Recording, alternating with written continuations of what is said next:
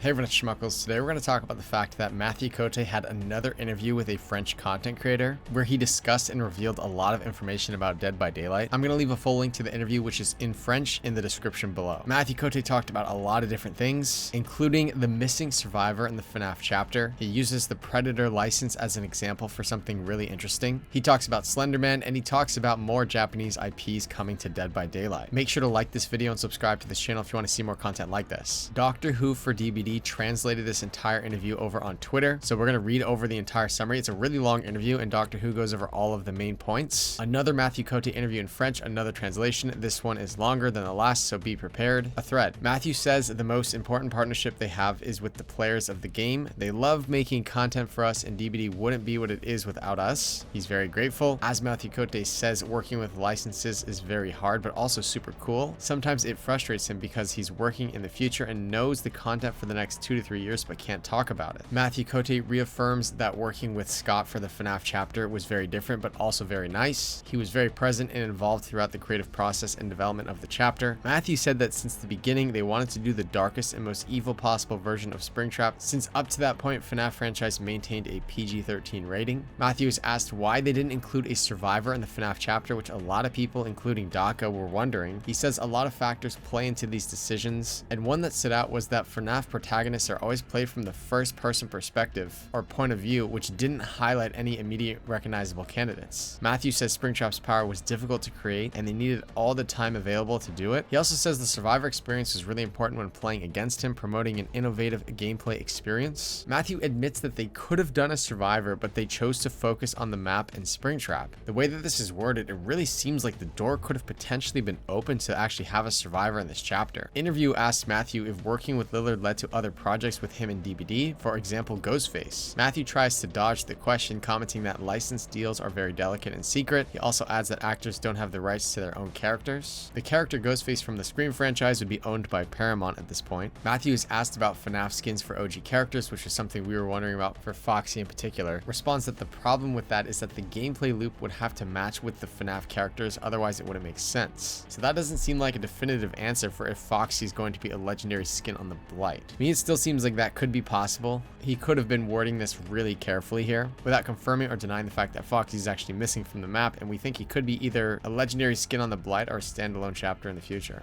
Nonetheless, Matheiu confirms that it is possible that it could happen, but dismisses Vanny as a legendary skin for Legion. Matheiu says that the massive reception FNAF had motivated them, saying that it helps to pursue future content for FNAF IP in DBD. Damn, that's really cool to hear. It would be really awesome to have more FNAF chapters or skins in Dead by Daylight than what we already know of. Matheiu confirms that the Axe Springtrap was brought up in conversations with Scott he can't talk about due to confidentiality, but he says it was all approved by Scott himself, of course. He also joked about the Axe being a part of the FNAF canon now. Matheiu says that during the development they had other versions instead of the Axe, but it was agreed upon that the Axe was the better one. That would be really interesting to speculate, like what other possible powers could have been in development for Springtrap if there were other powers. Obviously Matheiu can't go into detail about what it was because he's said in previous interviews that these powers are sometimes used on future characters. Could it be used for a future FNAF character or a future original character? I'm not really sure, but it's interesting to think about. Matheiu says that the Japanese community was very passionate about DBD since its release, and DBD loves the Japanese community. This passion was also what led them to do the Spirit and the Oni's chapter, as well as introduce Japanese IPs such as Tokyo Ghoul and Junji Ito. Matheiu confirms they'll be doing collabs with Japanese IPs, and this is getting a lot of people talking about Kayako and possibly Kayako coming in as a standalone chapter. Kayako and Sadako are two separate IPs and probably the two biggest horror Japanese IPs, although it does seem like Kayako is potentially the biggest Japanese IP that's left. The Kayako is not a license that showed up on Behavior's recent satisfaction survey, so he says they're going to keep doing collabs with Japanese licenses. I'm personally not sure if that would entail Kayako in the future or other niche licenses coming in as skins on characters. Interviewer brings up the Grudge and Dragon Ball Z as possible collabs. Matheiu doesn't respond to him directly but acknowledges them as possibilities through gestures. Matheiu's not really allowed to say anything that could be interpreted as a leak, and not just a leak, because saying that it's a leak implies that it's in the pipeline. He's also not allowed to talk about things that could potentially be future content. Like, he's had a hard time mentioning Pennywise years ago, even though Pennywise has never come into the game. So just because Matheiu Cote doesn't acknowledge something doesn't necessarily mean it's in the pipeline. It's interesting to speculate that it might be, but he just can't acknowledge things that could potentially be in the pipeline in the future. Matheiu confirms that during a license negotiation, the first things they do is establish limits with the license holders, such as what a character can and can't do. Also, the basic actions a character must be able to do inside the game being taken by the entity repairing generators. And I'd also add to this list too, like a killer dealing damage to survivors, being able to carry them and hook them. Matheiu puts Chucky and Sadako as great examples of this, having to be very creative in actions they do, staying true to their character. He highlights Chucky's picking up animation and Sadako not being able to touch anyone or anything. And that whole conversation, I mean, immediately seems very Slenderman-esque, because Slenderman also does not touch his victims too. He does have tentacles, but they're probably going to have to use some creative animations to work around Slenderman IP if it ever came into the game. There is mention of Slenderman later in this interview too. Matheiu Cote also says they don't like doing exact replicas of licenses. He uses the analogy of comparing the entity to a nightmare, where anything can appear but in convoluted ways. He says he used this method with the Silent Hill licensors, and that's why we got Cheryl and Pyramid Head together. And this is pretty much just saying like the characters from the franchise don't necessarily have to interact. Pyramid Head never actually fights or battles Cheryl. It still makes sense to bring in these characters as a licensed chapter, because the Dead by Daylight chapter is supposed to feature kind of the biggest elements of a franchise in sort of a nightmarish way, even if those characters don't necessarily interact, even if the killer is never seen on the location that is brought in as the new map. Matheiu says Robert Englund's Freddy is a skin is very difficult and a nightmare. Due to the licensing, it has to be done. He also says getting two companies to work together is very difficult. That is interesting. He has kind of said that time and time again, whether it's about licenses like Vecna or even Michael Myers. Matheiu says some of the licenses they have other versions of are characters that are owned by the same company that collabed with behavior, meaning we could see other versions of those characters join the game. This is an example of other versions of characters owned by the same company. So think of movie franchises that were produced by the same film production companies. That's kind of interesting to think about. Matheiu says that bringing Mr. Scratch DBD is entirely possible. I'm actually not sure who Mr. Scratch is. Matheiu confirms that if it is possible to bring Pinhead back into the game, they'll do it. It's crazy, man. So like sometimes we're speculating the future on this channel and trying to make predictions of what could be next. All this information is really crazy because it's confirmed to be true by Matheiu Cote. And I have to say, it seems like in this interview, he's being much more open than I usually see him. Like usually he can't really discuss things like this. In the past, if a license was taken out of the game, he's not really technically supposed to discuss whose side it's on, even though almost every single time it is the licensor that takes the license out of the game and not behavior trying to terminate the agreement. He's being very transparent here in this interview and revealing a lot of behind the scenes stuff. And I think it gets even better. He also says outfits from mobile can come to the core game, as seen with a few we already have. And I think one of the main examples of this is the Onryo skin that came in. There was a really cool Onryo mobile skin that actually made its way into the core game. Matheiu says the door to games played with first-person POV such as Batum was never closed and can definitely happen if people want these kind of IPs. Matheiu says that any character they consider to be cool to add has a chance of getting into DBD. And that's really cool too, because that actually opens the door for a lot of cool niche properties that some people actually love more than the more hyped properties. Matheiu confirms that IPs created by one single person or indie games are completely possible to add to DBD, such as FNAF. This is a big one. Matheiu says that survivors don't need to be strictly horror, but they have to be relatable people that can get beaten by the killers. He says they tend to not do pure hero characters like Dutch from Predator, since they want people to have weaknesses and strengths. So does that write Predator off as a possibility for the next license? Because there's two survivors coming in for November, and he's saying they tend to not do pure hero characters like Dutch from Predator. There's no absolutes in this statement, so he's not saying like we would not do Dutch from Predator. He's just saying they tend to not do characters like that. Matheiu also says when creating OG characters, they want to make them relatable with a complex backstory and human in behavior, not race. He says they should be typical people you see on the street or around a corner. So that was really interesting. I believe the interview also went on. Doctor Who had translated the entire interview and wrote it all out in a Google Doc. And Slenderman was mentioned too. Someone asked, where was the Slenderman one again? You mean in the interview or in the doc? The doc, please. And Doctor Who responded and said at the end of the third page, he didn't say anything about him, but judging by his gestures, I think he knows how this license works and who owns it. Since Blue All Studio was brought up during this question, perhaps he is in talks with the Slenderman's owners. We know that Troy Wagner, who owns the Operator, reached out to Matheiu Cote to bring the Operator in as a killer in DBD. The Operator is sort of a spin-off version of Slenderman that is